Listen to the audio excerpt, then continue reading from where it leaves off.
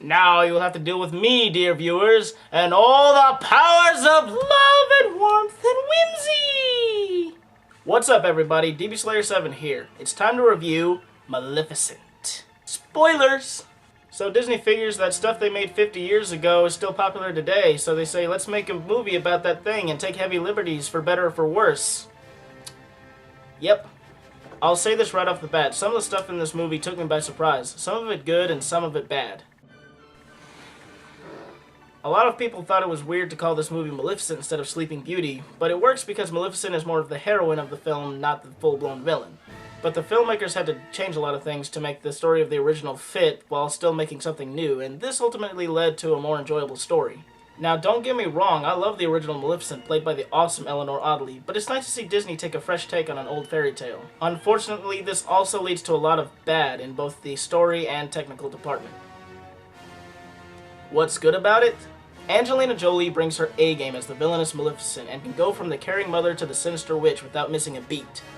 The child actors, while seldom seen, do a good job of keeping a straight face to the abundance of whimsy and the fact that they're in blue and green boxes for the majority of the movie.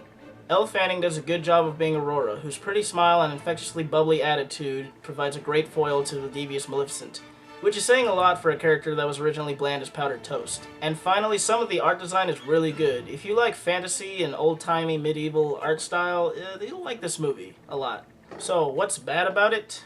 Well, everything else.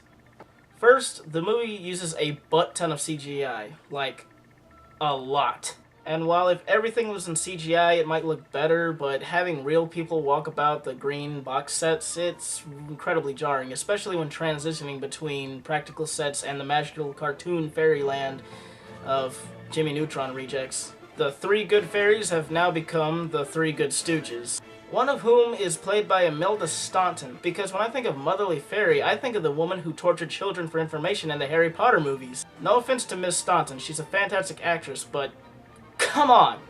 This also leads to the big problem that the fairies serve as comic relief in the form of child neglect. What? The baby's crying? Let's go to sleep. What? The baby is hungry? Let's feed it whole raw carrots. What's that? The child's about to walk off a cliff? Oh, don't worry about that. We're too busy being not funny. Guys, child neglect is not funny in any way, shape, or form. Especially in a Disney movie. What?